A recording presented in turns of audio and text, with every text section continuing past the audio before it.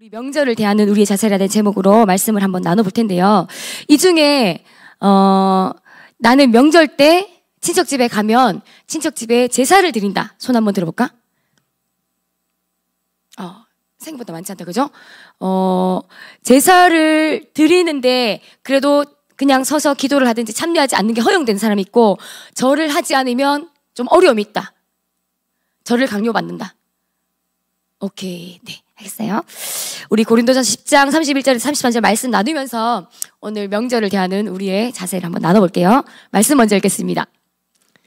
시작!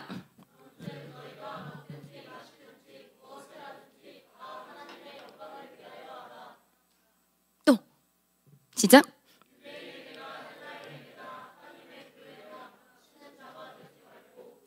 나와 같이 모든 일에 모든 사람을 기쁘게 하여 자신의 유익을 구하지 아니하고 많은 사람의 유익을 구하여 그들로 구원을 받게 하라. 아멘. 우리 고린도전서 10장 말씀인데요. 제가 요즘에 또 읽어가는 말씀 가운데 이 말씀이 있어요. 그래서 보면서 은혜가 되었는데 하나님께서 우리 친구들하고 조금 나누라는 감동을 주셔가지고 준비를 했습니다. 우리 내일이 바로 설이에요. 구정. 우리나라는 유교의 문화권에 있기 때문에 신정도 지키고 구정도 지키죠. 양력설도 있고 음력설도 있고. 근데 우리는 사실 구정이 좀 더 크게 지키는 명절이다. 그죠? 여러분, 설 하면 무엇이 떠오르세요? 설. 떡국. 맞아. 또. 세뱃돈. 그렇지. 부럽다. 또. 까치? 우리 지윤이에요. 지윤이. 까치 설날 까치. 또. 네? 운전. 주여. 박수. 우리 격려의 박수를. 맞아. 아까 제가 지윤이 친구 정현이 만났는데 강릉에 간다고 했지. 그죠? 그치, 정현아? 강릉. 우리 명절 때는 엄청 오래 걸리잖아요. 막 어떤 분은 9시간 이렇게, 정현이가 그랬나? 걸린다고 하던데요. 그동안 이제 운전하는 우리 아버지들은 죽어나시죠? 네. 저는 설 하면은 TV에서 해주는 설 특선 영화. 그 다음에 심심하다. 저는 명절이 굉장히 심심해요. 그 다음에 저는 그게 지금 상관없지만 제사 드리는 거, 이런 것도 설 하면 우리 부모님들 중에는 또 좀 중요한 어떤 게 될 수도 있을 것 같아요. 아까 우리 친구들 한번 손을 들어봤는데 우리 대부분은 하나님을 믿는 가정에서 또 제사를 드리지 않는 가운데 여러분이 명절을 보낼 거예요. 그런데 이 중에 이제 몇 사람이지만 누군가는 명절이 또 친척집에 가야 하고 또 그게 부담이 되는 친구들도 있을 거고, 부모님이라면 또 믿지 않는 친척들, 믿지 않는 집안에서 제사에 참여해야 되는 그런 또 부담감, 그래서 늘 영적인 싸움이 있고 마음에 좀 어려움과 기도의 제목들이 있는 그런 부모님들도 계십니다. 우리 친구들도 아까 말했던 것처럼 제사는 드리지만 그 분위기 속에 나는 그래도 참여하지 않아도 자유한 사람이 있고, 또 어떤 친구들은 갈 때마다 절을 하도록 권하는, 또 강요하는, 그렇지 않았을 때 친척들로부터 좀 비난이나 욕을 들어야 되는 그런 어려움에 직면하는 친구들이 있을 거예요. 전도사님도 어릴 때 생각해보면 저희 친척집에 믿지 않는 분들이 제사를 드리는 곳에 제가 갔던 적이 있어요. 저는 그나마 그래도 절을 하도록 강요는 받지 않아서 뒤에 이렇게 서서 기도하기도 하고 이제 그랬었지만, 그곳에 가는 것 자체가 늘 항상 마음에 좀 불편하고, 또 제사 음식 먹는 거에 대해서 이게 부모님은 괜찮다고 하는데도 제가 성경적인 근거나 이런 거 잘 몰라가지고 늘 뭔가 좀 이렇게 죄책감 비슷하게 불편한 마음이 들고 그랬었거든요. 네, 이게 이 중에 많은 친구들은 아니지만 분명히 그런 친구들이 있을 거고, 또 우리 청소년들 중에 이 부분에 대해서 성경에서 어떻게 말하는지 한번 정리해주면 좋겠다라는 마음이 들어서 오늘 한번 나눠보고자 합니다. 자, 첫 번째는 성경에서 말하는 제사. 성경에도 제사가 나오잖아요. 여러분 한 번씩 이상한 생각 들었을 거예요. 성경에 왜 제사가 나오지? 그 제사와 우리 주변에 예수님을 믿지 않는 사람들이 말하는 제사, 이 두 가지가 어떤 차이가 있는지 한번 살펴보도록 할게요. 우리는 거룩한 하나님의 형상대로 창조됐어요. 여러분 다 하나님의 형상대로 창조된 사람들이에요. 자, 그런데 그 하나님의 형상대로 창조된 인간이 율법을 어기고 죄를 지었을 때 우리 거룩하신 하나님이 그냥 둔다. 이건 우리 하나님의 성품에 맞지 않아요. 하나님의 율법을 어기고 또 죄를 지었을 때 우리 하나님은 무언가를 그 인간에게 하셔야 되거든요. 하나님과 그 인간의 관계를 회복하실 회복하기 위해서 하나님이 우리를 그냥 두실 수 없고 무언가가 필요했는데 우리 이스라엘 백성들에게 하나님이 그래서 주신 것이 우리 레위기에 나오는 제사의식이었어요. 여러분 잘 알죠? 그죠? 어떻게 해요? 짐승을 잡아가지고 짐승의 피를 내어서 그 피가 원래는 죄를 지은 내가 죽어서 이렇게 되어야 되는데 대신해서 짐승을 잡아 죽임으로 내 죄를 그 짐승에게 다 전가시켜서 내가 그 죄사함 받는 그 의식, 그것이 강조된 어떤 제사를 하나님께서 레위기에 보면은 우리에게 주셨습니다. 여기에는 뭐가 강조되냐면요, 의식이 강조되고 반드시 필요한 게 있어. 딱 두 가지. 제사장과 뭐가 필요할까 또? 제물이 필요해요. 따라해보자. 제사장, 제물. 내가 죄인이 직접 제사를 드릴 수 없고 이거를 대신 집행해주는 제사장, 그리고 내 죄를 다 전가시켜가지고 잡아 죽일 제물이 필요했어요. 근데 히브리서 9장 11절 12절을 보니까요, 말씀은 없는데요, 우리 예수님께서 이 땅에 오셔가지고 우리를 위해서 대제사장이 되어주시고 또 예수님이 친히 무엇이 되어주셨어? 희생? 제물이 되어주셨어요. 그래서 예수님께서 단번에 once for all 이라고 하는데 모든 인간, 모든 죄인을 위해서 단번에 제사를 드려주심으로 어떻게? 십자가에 본인이 직접 제물되어 달려 돌아가심으로 그 예수님을 믿는 사람은 과거, 현재, 미래 누구든지 예수님을 믿는 그 믿음, 그 언약 때문에 약속으로 구원받게 되도록 주님이 다 해결해 놓으셨어요. 그래서 더 이상 우리가 이 예배에 나올 때마다 여러분 짐승 들고 안 오죠? 양 끌고 오지 않고 비둘기 들고 오지 않고 소잡지 않아요. 왜? 누가? 예수님이 그 모든 제사의 의식이라든지 제물이라든지 제사장 필요한 모든 것들을 예수님이 친히 다 해결해 주셨기 때문이에요. 그래서 이 예수님 때문에 우리는 하나님과의 관계가 본질적으로 완전히 다 회복되었어요.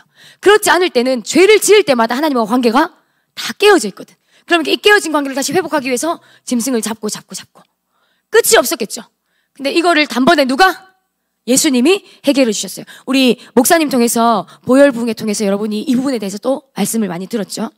자, 그렇기 때문에 이제 제물도 필요 없고 제사장도 필요 없이 우리는 하나님 앞에 예배 가운데 자신 있게 당당하게 담대하게 나와서 주님 앞에 영광 돌리는 예배를 드릴 수 있어요. 지금 여러분 이곳에 나와서 예배할 때 중간에 제사장 필요해요, 안 필요해요? 제물도 필요 없어요. 여러분이 찬양하고 예배하며 바로 하나님께로 가요. 근데 그전에는 어떻게? 제사장을 거쳐야 됐고 제사장도 주님 앞에 갈 때 휘장을 지나 지성소 안에 들어가야 됐어요. 휘장이라는 가로막이 있었어요. 근데 하나님을 만나는 그 모든 절차들을 주님이 다 찢으시고 다 없애시고 내가 어떻게? 예수님의 피를 덮었으면 예수님의 피 아래 있으면 단번에 예수님한테 하나님한테 갈 수 있는 바로 고속도로가 열린 거예요. 아멘? 이것이 굉장히 큰 은혜고 우리의 예배는 그런 예배예요. 이 자리에 있을 때 함께 예배드리지만 여러분 각자가 주님 앞에 예배하는 거고요. 오늘 이 예배 가운데도요, 하나님은 문을 다 열어놓으셨어. 근데 누군가는 그 하나님 앞에 나가서 주님을 만난 사람이 있고 누군가는 이 자리에 있어도 그 주님 앞에 나아가지 못한 사람이 있을 거예요. 여러분에게 달렸어요, 그 예배는. 자, 이것이 성경에서 말하는 제사이고 예배입니다. 더 이상 레위기의 그 예배를 우리가 드릴 필요도 없다. 없어요. 예수님이 완전히 다 이루셨어요. 율법을 다 완성하시면서 더 이상 우리는 그러한 제사는 드릴 필요가 없어. 그리고 또 차이가 있는데 우리가 드리는 제사, 우리 기독교가 말하는 제사하고 예배는 같은 말이에요. 그 예배의 대상은 누구예요? 하나님. 우리는 유일하신 하나님, 유일하신 왕이신 신이신 하나님 앞에 예배한다, 그치? 그런데 우리가 믿지 않는 자들이 드리는 제사, 누구에게 드리는지 알고 있죠? 누구에게 제사합니까? 누구? 귀신, 사탄, 우상에게. 조금 더 1차적으로 말하면 조상에게 여러분 제사하죠. 맞나요? 제사 안 드려봐서 잘 모르죠. 옛날에 전사님도 그 제사 드렸던 거 기억해보면 이렇게 막 음식을 놓고 그 다음에 또 그 조상이 오셔가지고 막 그걸 먹으라고 이렇게 막 숟가락도 꽂아놓고, 숟가락이었나요? 제가 정확한 걸 얘기 안 하면 안 되니까 뭐 이렇게 음식을 막 이렇게 준비해놓고 먹고 간다고 막 그런 이제 잘못된 그런 우상 숭배를 했었죠. 믿지 않는 자들의 제사의 대상은 따라보자. 우상. 근데 이 우상은요, 우리 고린도전서 8장 4절에 어떻게 되어 있는지 한번 볼게요. 고린도전서 8장 4절 같이 읽겠습니다. 시작.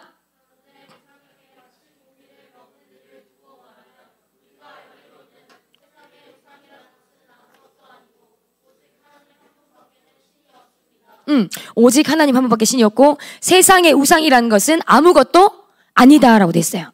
우상 숭배가 영어로 idolatry라고 돼 있네요. 저도 몰랐던 단어예요. 근데 이 단어는요, 다른 말로 하면 nothing, 아무것도 아니라는 거야. 오늘 고린도전서 8장 4절 말씀해 보니까 세상의 우상이라는 것은 아무것도 아니고 이렇게 돼 있어. 따라해보자. 한번 말씀 다시 띄워줄래요? 시작. 세상의 우상이란 것은 아무것도 아니고 아무것도 아니야. 아무것도. 실체가 없는 허상이에요. 그런데 아무것도 아닌 그것을요, 우리 인간이 우상으로, 신으로 만들어 놓고 특별한 신성을 거기다가 부여하는 거예요. 그냥 죽은 우리의 부모님, 죽은 우리의 조상, 끝난 그 존재를 앞에다가 모셔놓고 거기에다가 영적인 의미를 부여해가지고 우리가 절하고 섬기는 것이 우상이에요. 그렇게 우상을 만들어 놓고 다시 그 우상에게 어떻게 지배를 받게 됩니다. 그 신이 나를 도와주는 것 같고 또 돌아가신 조상이 우리 삶 가운데 영향을 끼친다라고 생각하는 거예요. 그죠? 조상에게 제사 잘하고 조상에게 우리가 열심히 효를 다하면 그 조상님이 우리를 지켜서 우리 삶에 문제도 없고 사고도 없고 우리를 잘 살도록 보호해준다. 이런 어떤 마음 때문에 조상에게 제사를 지내는 거거든요. 그런데 아까 말했던 것처럼 그 신은 실체가 있는 거다 없는 거다. 그냥 nothing이다. 허상이다. 우상이라는 것 자체가. 그래서 인간이 그 대상에게 스스로 어떤 신적인 어떤 성질, 신성을 주고 그 신성을 부여받은 우상, 다시 말하면 쉽게 말하면 우리가 권위를 주는 거예요. 그러니까 그 우상이 실제로 권위를 가지고 역사를 하는 거예요. 거기 여러분이 말했던 것처럼 사단, 귀신이 그 일을 하죠. 우리가 우상을 섬기도록 해서 그 뒤에 있는 사단에게 조종당하게 만드는 거예요. 한번 따라해볼까? 영접과 초청의 원리. 영접과 초청의 원리. 조금 어려울 수 있는데 모든 영적인 세계는 영접과 초청이라는 게 있어. 우리가 예배할 때 어떻게? 성령님 환영합니다. 초청합니다. 이렇게 영접하죠. 누구든지 예수님을 주로 영접하면 주님이 진짜 우리에게 어떻게 돼? 주인이 되어주시는 것처럼 우리가 조상신, 귀신, 어떤 우상을 신처럼 받들어 모시고 거기에 우리가 뭔가를 의지하고 기대기 시작하면 실제로 그것이 우리의 삶에 와서 영향력을 행사하는 거예요. 영접하고 초청했기 때문에 와서 합법적으로 권리를 행사해요. 우리를 지배해요. 그런데 그거는 하나님이 아니라 우상이잖아. 우리를 생명의 영생의 길로 인도할까요? 죄와 사망의 길로 인도하겠죠. 그게 우상입니다. 우리가 하나님 앞에 예배하는 이 제사, 주님 앞에 드리는 예배와 우상에게 드리는 이 제사 완전히 달라요. 하나님께 드리는 거, 귀신에게, 사단에게 드리는 거. 자, 두 번째, 믿지 않는 가족들이 볼 때 그래서 기독교인들은 불효자라는 말을 들어요. 왜냐하면 그들은 조상에게 막 제사를 드림으로써 효를 다하고 열심히 조상을 섬겨야 된다고 생각하는데 기독교인들은 제사를 안 드리니까 불효를 하네? 효를 다하지 않네? 이렇게 오해를 하는데 이 부분도 한번 나눠볼게요. 자, 10계명 중에서 5계명부터 10계명, 여러분 10개의 계명이 있는 거 알죠? 하나님이 모세를 통해서 이스라엘 백성들에게 10가지 계명을 주셨는데 그 중에 5계명에서 10계명은 인간 관계, 어떤 우리 삶 속에 있는 관계와 관련된 것인데요. 그 중에 첫 번째로 나오는 5계명, 뭔지 아는 사람? 10계명 중에 5계명. 지금 전도사님의 맥락을 한번 생각해봐. 효도 얘기했잖아. 그렇죠. 맞습니다. 뭐라고? 따라해보자. 내 부모를 공경하라. 내 부모를 공경하라. 이 계명은요, 성경에 유일하게 약속이 있는 첫 계명이라는 말이 붙어 있어요. 10계명 중에. 약속이 있는 첫 계명이란 말은 뭐야? 이 계명을 지키면 하나님이 축복을 특별히 약속해 놓으신 계명이라는 거야. 뭐가? 부모님을 공경하는 게. 우리 하나님은요, 우리가 부모님 공경하기를 원하실까요?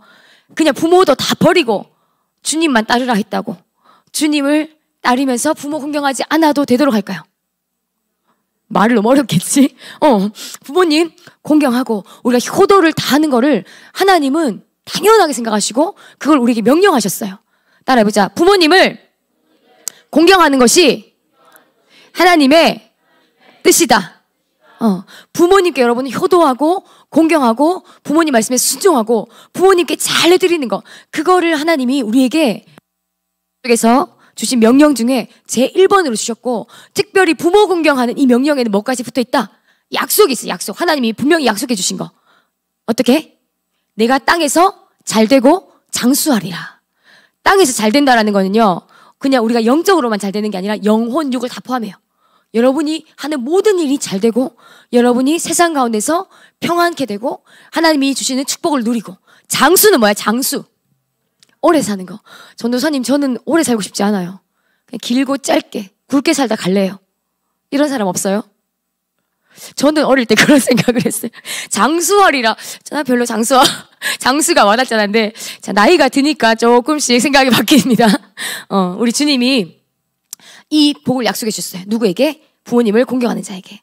그래서 기독교인들이요, 하나님 앞에, 그러니까 부모님께 효도하는 거, 이거 하나님이 명하신 거고, 우리도 주님 앞에 떳떳하게 또 주님의 말씀을 따라서 부모님께, 우리의 가족들에게, 친척들에게 잘하는 것이 주님의 뜻을 따르는 것이에요.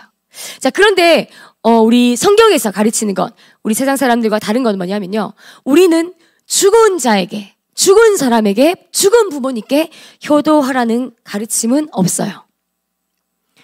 죽은 사람은 돌아올 수 있을까 없을까? 우리 불교에는 윤회 사상이 있어요. 우리 힌두교에도 있고요. 다른 종교에는요, 사람이 한번 죽으면 끝이 아니라 어떻게?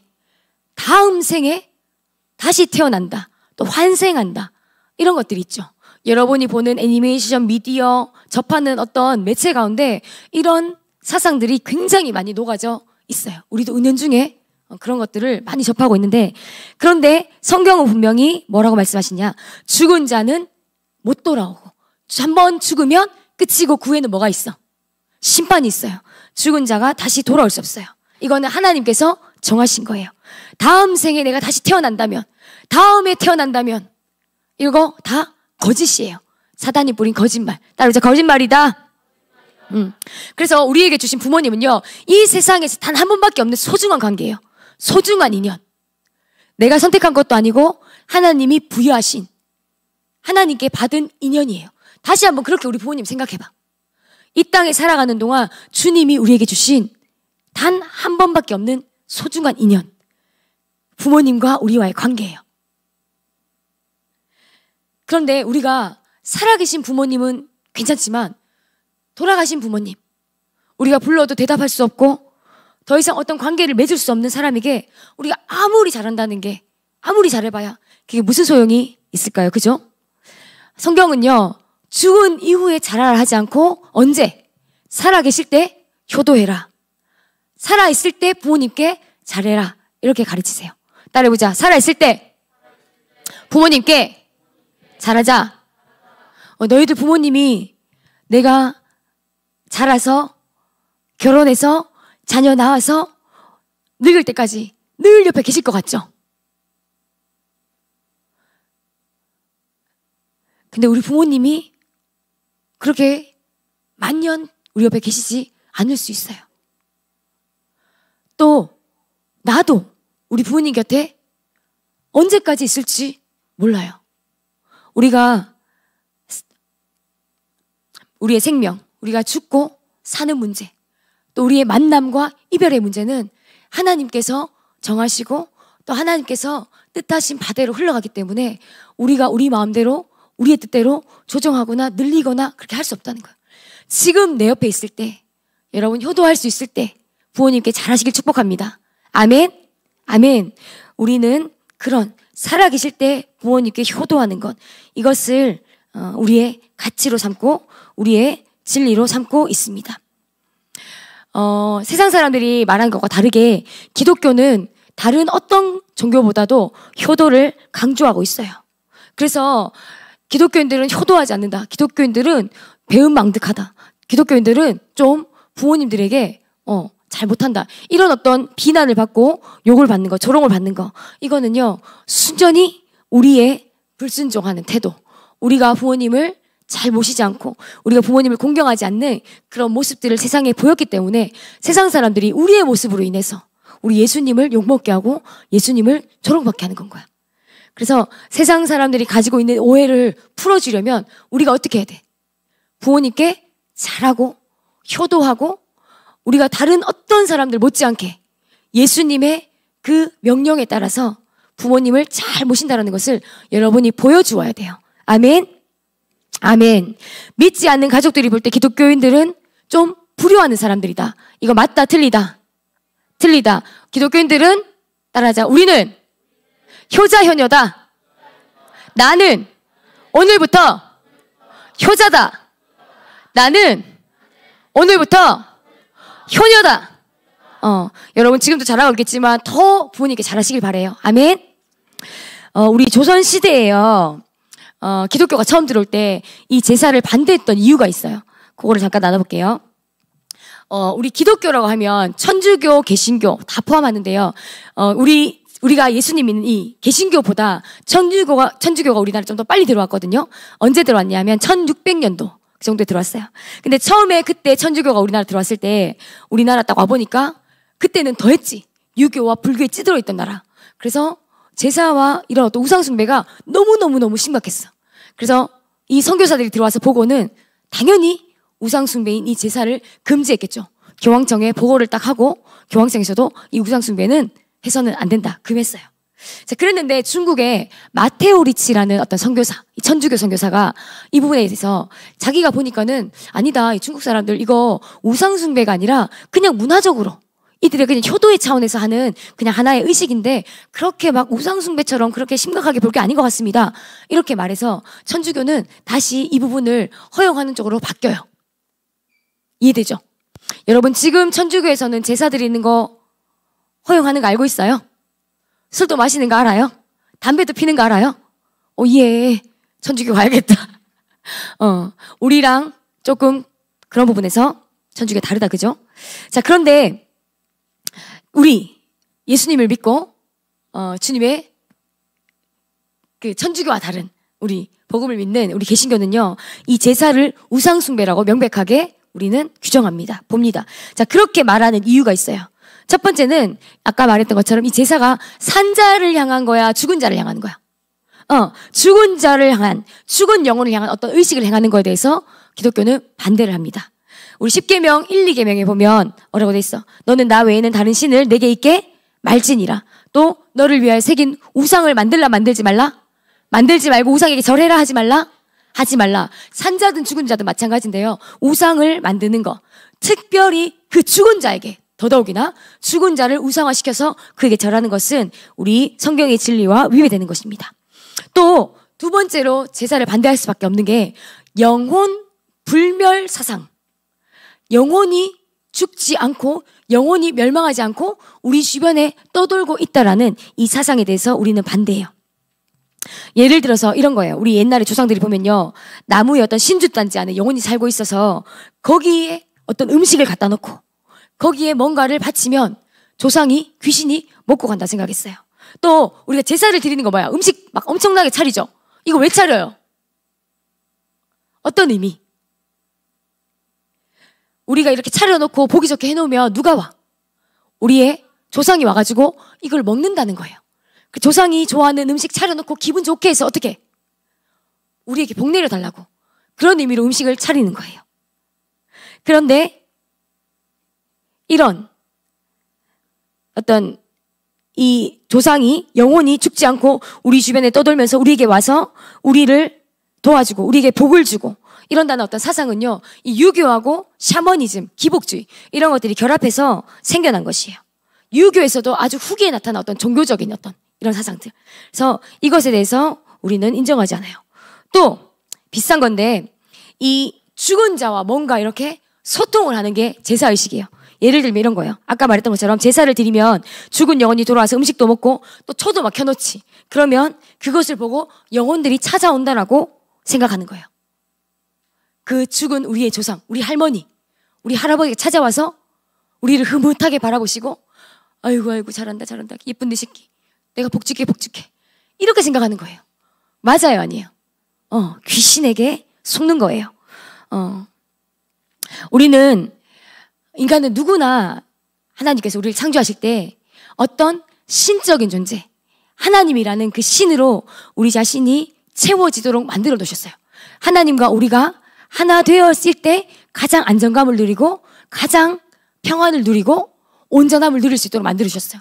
근데 인간이 하나님을 떠나서 인간 속에 이 영 속에 하나님이 안 계시면 이 안에 결핍이 있어요.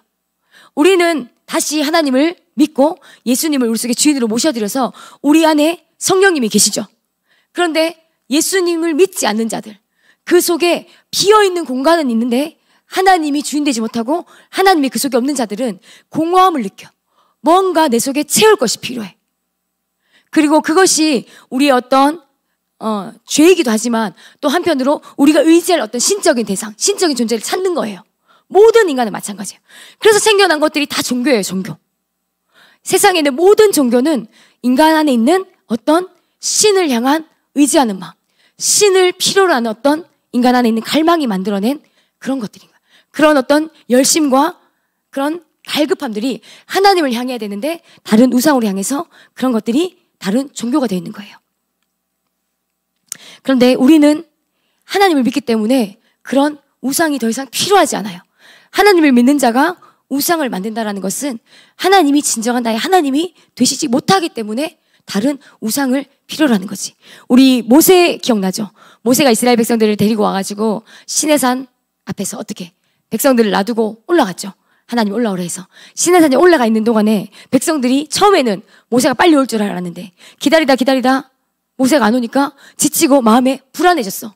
애굽도 떠나왔지. 갑자기 광야에 버려져가지고 어떻게 될 거야? 불안하니까 어떻게? 아론에게 뭘 만들어 달라 그래요? 우리를 위해서 신을 만들어 달라 그래요. 금을 부어서 송아지 형상을 만들어서 뭔가 눈에 보이는 우리의 마음을 달래줄 뭐라도 붙들 수 있는 우상을 만들어 달라고 한단 말이에요. 그것이 인간의 본성이에요. 우리도 하나님을 믿지만 하나님과 내가 깊이 하나 되어 있지 못하고 하나님으로 내가 충만해져 있지 못하면 주님과 친밀하지 않으면 어느 순간 그 하나님의 자리를 다른 우상이 대신하고 있어요. 여러분이 뭐 불교를 믿거나 다른 어떤 이상한 귀신을 믿지는 않겠지만 어떤 게 내 안에 우상이 될 수 있어? 연예인. 맞아요. 그런 것. 연예인이든 나의 어떤 열심이든 무엇이든 우리 안에 내가 붙들고 의지하는 뭔가가 자리 잡게 돼요. 자, 또 하나 나눠볼게요. 여러분, 제사 음식을 먹어도 될까요? 안 될까요? 안 돼요. 또 먹어도 된다 손. 안 된다 손. 안 된다고 훨씬 더 많죠, 그죠? 자, 한번 나눠볼게요. 전도사님도 이 부분 어릴 때 고민을 한 적이 있어요. 아까 잠깐 말했는데 제가 동그랑땡을 좋아하거든요. 명절 음식 중에 동그랑땡. 그 사서 굽는 동그랑땡 말고 옛날에는 막 두부랑 이렇게 으깨가지고 직접 이렇게 구워주신 그게 그렇게 맛있더라고요. 근데 그거는 몇 개 없잖아요. 이렇게 귀하잖아요. 그래서 그런 이제 음식을 먹고 싶은데 뭔가 이렇게 제사 드린 집에서 가져온 음식은 왠지 좀 꺼림칙한 거예요. 그래서 먹고는 싶은데 또 때로는 먹는데 뭔가 찝찝해. 부모님이 먹어도 된다고 말을 하시는데도 제가 마음이 안 편하고 좀 죄책감이 들기도 하고 그랬었어요. 그런데 이 부분에 성경에 대해서 어떻게 말하는지 한번 보겠습니다. 마태복음은 좀 건너뛰고요.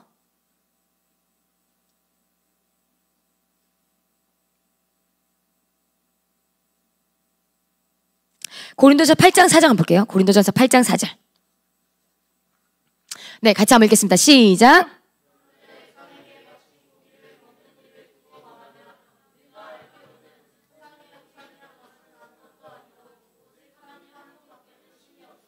그 다음도. 그러나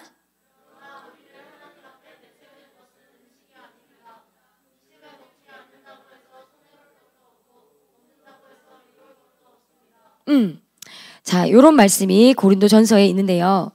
결론부터 얘기하면요. 성경에서는요. 우상숭배는 해라 하지 마라. 하지 마라. 우상숭배는 하지 말라고 금했고 우상에게 바친 음식을 먹는 문제에 대해서는 아무 상관이 없다라고 말하고 있어요.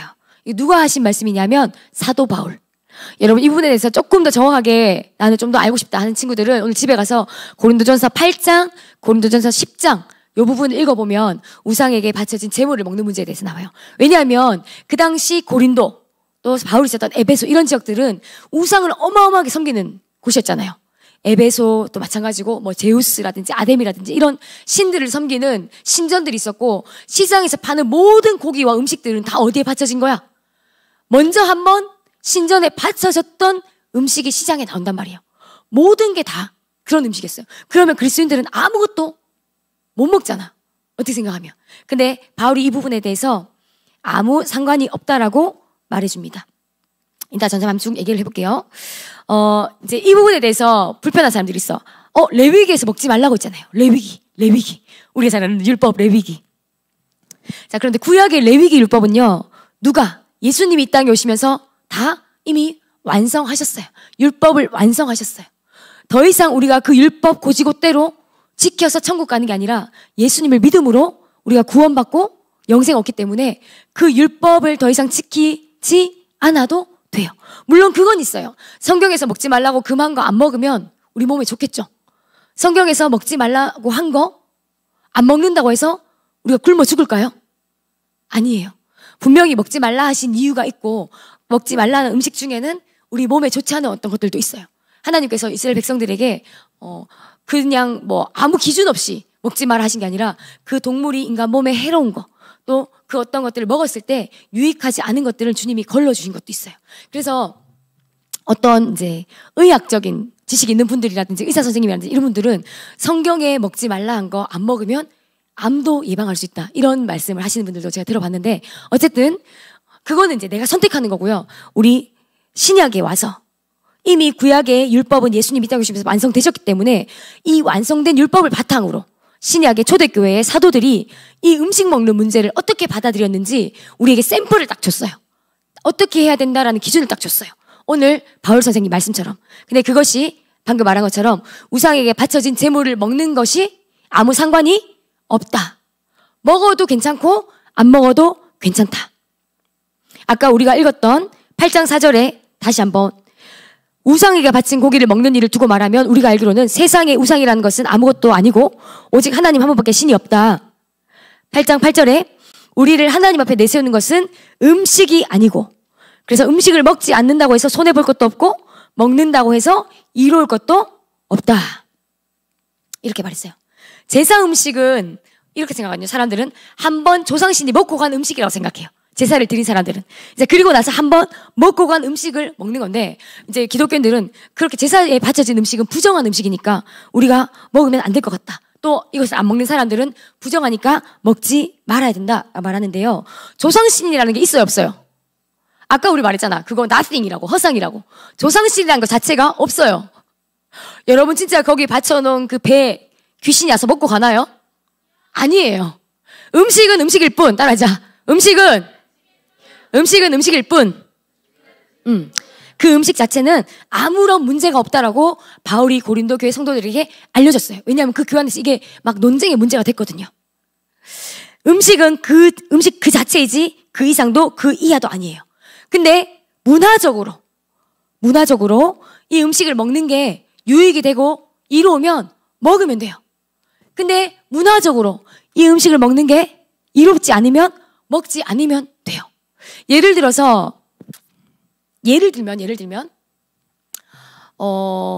우리나라 사람들은 생선을 먹잖아요. 조기 해보자. 조기. 제사상에 조기 올라가나요? 조기.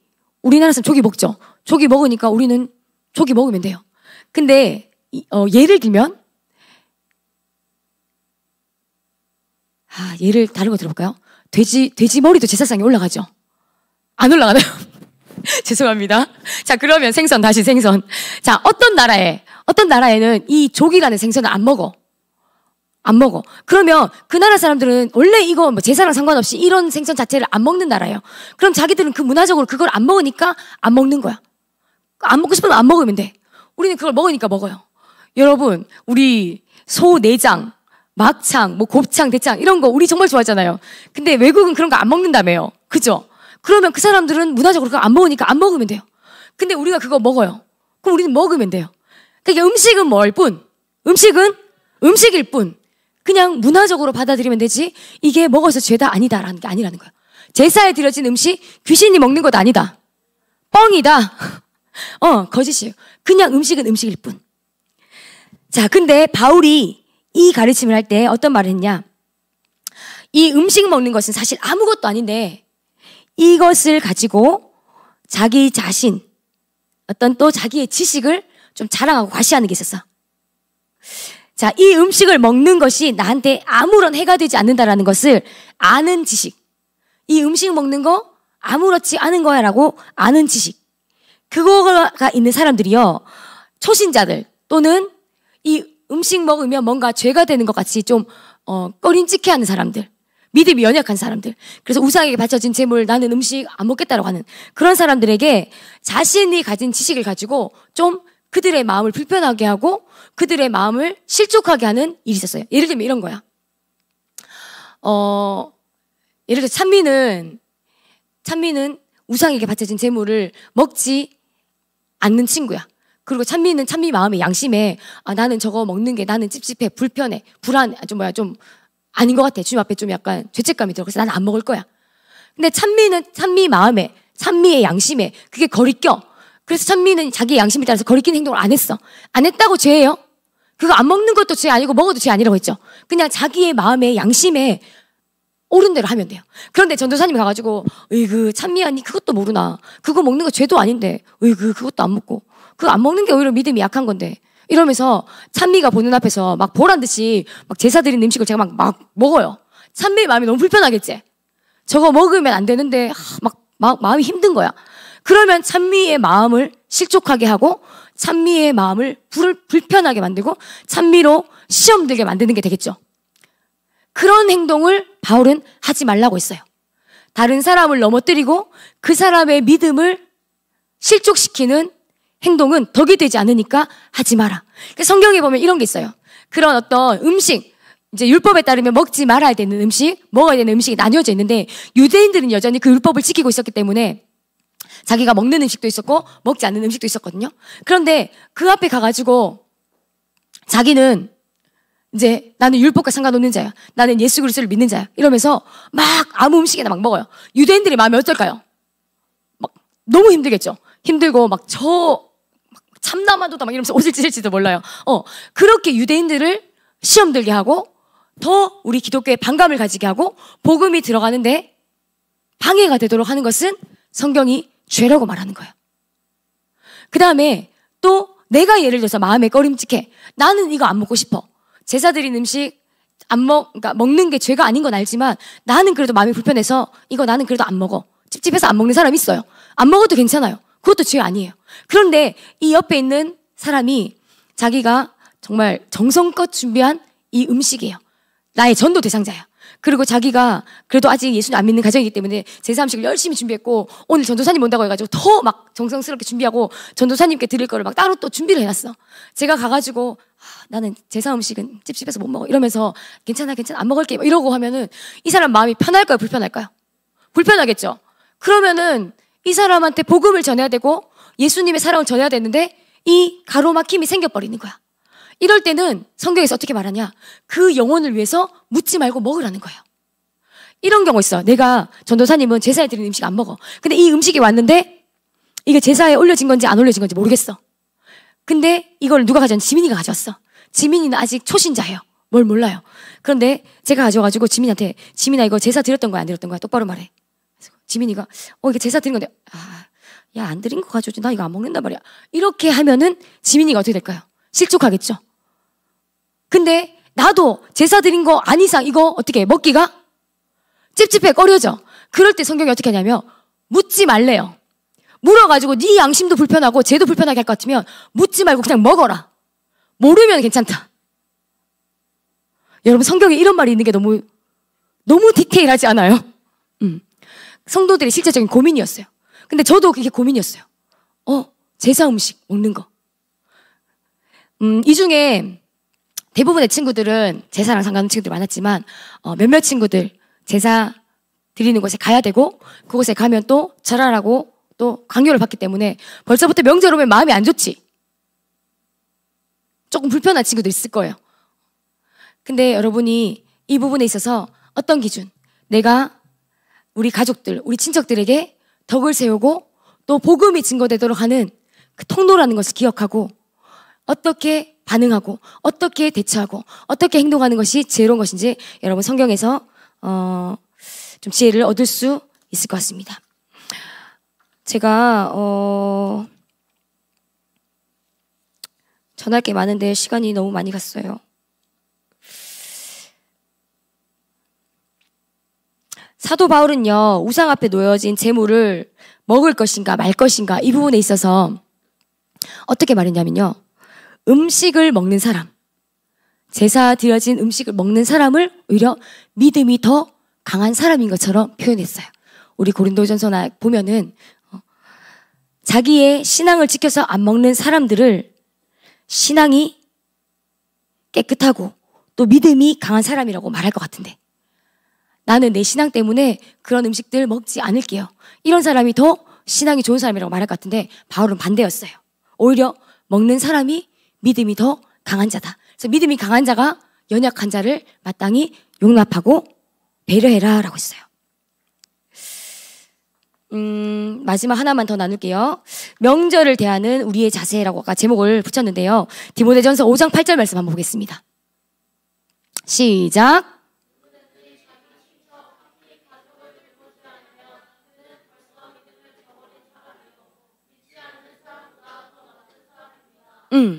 아까 우리가 제사상에 절하는 거, 제사 드리는 거는 분명히 우상숭배라고 말했어요. 그죠? 절하는 것 우상숭배입니다. 그런데 정말 내가 어찌할 수 없는 불가항력적인 상황, 아니면 내 힘으로 참 저항할 수 없는 어떤 상황이 있는 친구들이 있을 거예요. 하나님 앞에 그 상황을 그대로 기도하면서 여러분이 할 수 있는 최선을 다하세요. 어쩔 수 없이 절하는 신용을 해야 되는 친구들이 있을 거예요. 그러나 우리는 다 알잖아. 그 친구가 정말 그 조상에게, 그 귀신에게 절하는 마음으로 절하는 게 아닌 걸, 그죠? 그런 사람을 향해서 우리가 정죄할 수 있다 없다? 정죄할 수 없습니다. 그러나 분명히 제사는 우상숭배예요. 자, 그런데 그 제사에 절하는 게 싫어가지고 나는 가족 모임에 안 가. 전도사님도 좀 그랬어요. 저도 명절에 친척집 가기 싫었어요. 왜냐하면 늘 제사 드리고 뭔가 그 분위기가 너무 싫은 거예요, 막. 근데 우리가 성경은 뭐라고 말하냐면, 가족과 친척, 이들을 돌아보지 않고 이들을 또 복음으로 변화시키지 않으면 믿음을 저버린 자고 믿지 않는 사람보다 더 나쁜 자다라고 성경이 말하고 있어요. 우리 성경은요, 우리가 더 열심히, 더 적극적으로 가족들이 모이고 친척들이 만나는 자리에 가야 된다라고 말해요. 여러분, 친척들하고 이번 성일에 만나는 사람 한번 손 들어보세요. 저는요, 그래도 친척들하고 교류가 있고 만날 수 있는 여러분이 참 복되다고 생각해요. 어느 가정은요, 친척들하고 만남도 별로 없고 명절이 되어도 그냥 우리끼리, 가족들하고 또 관계가 끊어져가지고 친척들하고 안 좋은 어떤 사이가 되어가지고 안 만나는 집들도 많더라고요. 여러분, 만날 수 있을 때 여러분 과감하게 섬김의 마음을 갖고 여러분 가셔가지고 사촌들에게 또 친척들에게 더 잘하고, 여러분 도울 곳이 있으면 돕고, 물론 우리 청소년들이 할 수 있는 뭐 큰 일은 없겠지만 그곳에 가서 예수님의 사람으로서 여러분이 잘 지내다가 왔으면 좋겠어요. 우리가 가기 싫어도 귀찮아도 가야 되는 이유 딱 하나밖에 없어. 주님은 우리에게 때를 얻든지 못 얻든지 항상 복음을 전하라고 하셨잖아요. 근데 우리가 친척 만날 수 있는 일 사실 많이 있어 없어. 요즘 현대사회 살아가면서 명절 때 아니면 잘 보지도 못해요. 하나님이 주신 요때를 놓치지 않고 여러분이 가서 복음을 전할 수 있길 바라는데요, 이 복음을 전한다라는 거 여러분 너무 한 번에 단시간에 해야 된다라고 생각하지 마시기 바래요. 가족 전도, 친척 전도 한 번에 다 될까요? 사실은 전도사님도 부끄러운 고백이지만 전도사님 남동생이 아직 예수님께로 돌아오지 못했어요. 같이 청소년 시절까지 신앙생활을 했는데 전도사님이 다니던 교회 중등부 때 교회가 이렇게 깨어졌어요. 담임 목사님이 쫓겨나시고 이런 가정들에 교회 선생님들도 교회를 나가시고 막 이런 이제 어수선한 분위기가 됐어요. 그때 제 남동생이 중학교 1학년이었나 그랬었는데, 그러는 사이에 우리 반 선생님이 없어진 거예요. 반 선생님이 교회를 안 나와 다른 교회 가셨어요. 막 교회가 막, 그러니까 그때 친구들이 교회를 다 떴어요.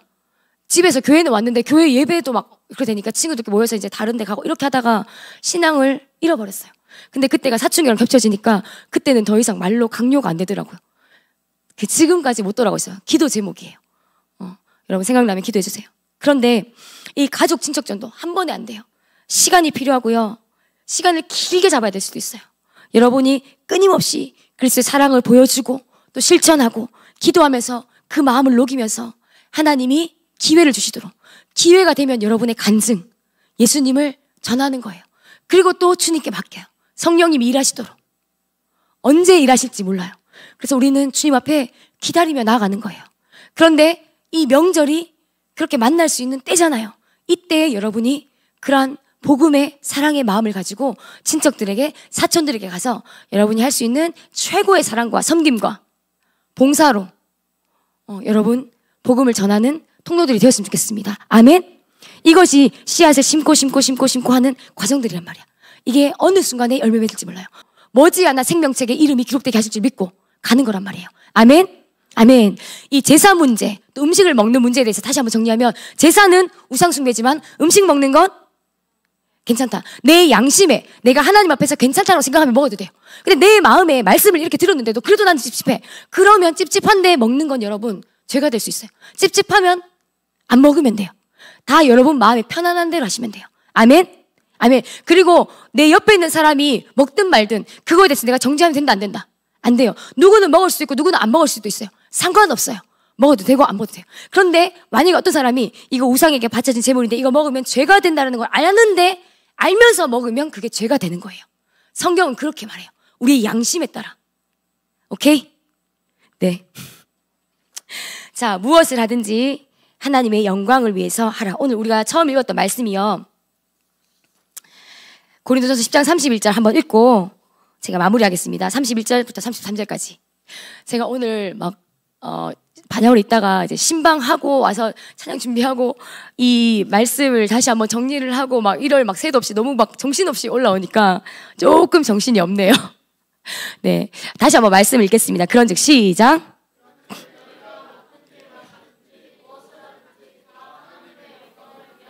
계속. 유대인에게나 헬라인에게나 하나님의 교회에나 거치는 자가 되지 말고, 이거 거치는 자가 되지 말라. 유대인들은 이거 안 먹어. 헬라인들은 이거 먹어도 돼. 다 각자 달라. 근데 각자 그들에게 거치게, 걸리게, 넘어지게, 실족하게 하지 말라는 거야. 이들이 이게 옳다고 생각하면 그들에게 맞게 행동해주고, 이들이 이게 또 아니라고 생각하면 나도 아니게 행동해주고. 알겠죠?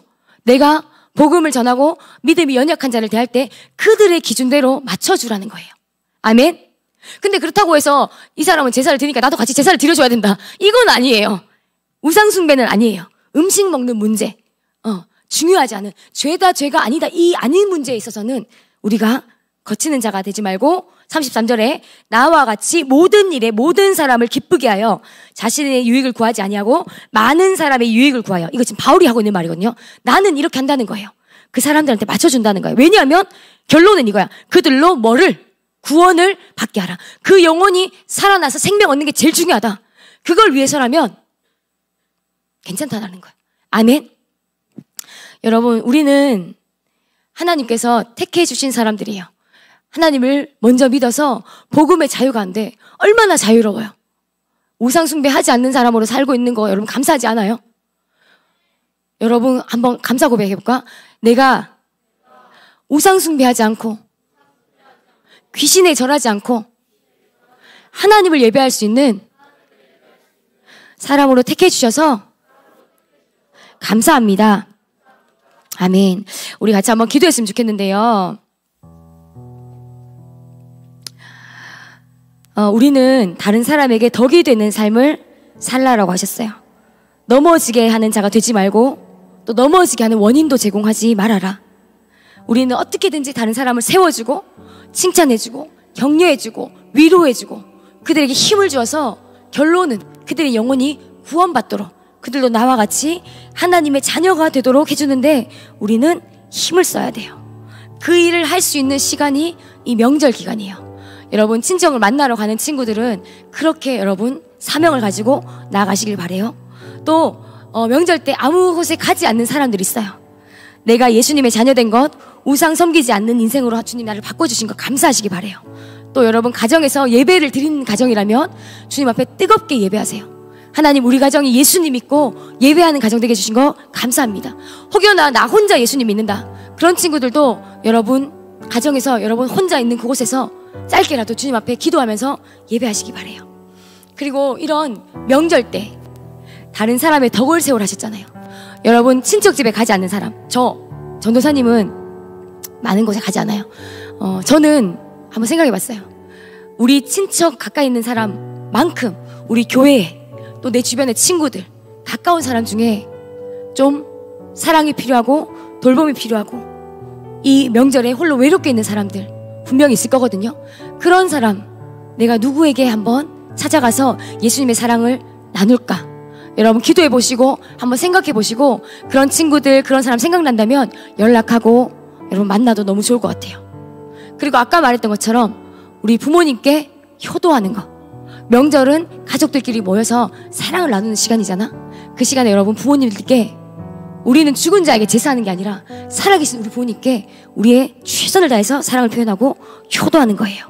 특히나 믿지 않는 부모님이라면 여러분이 부모님의 영혼의 구원을 위해서 부모님의 마음을 감동시켜드리는 그런 선한 일, 심부름 마다하지 않고 잘 행하는 우리 친구들이 되었으면 좋겠습니다.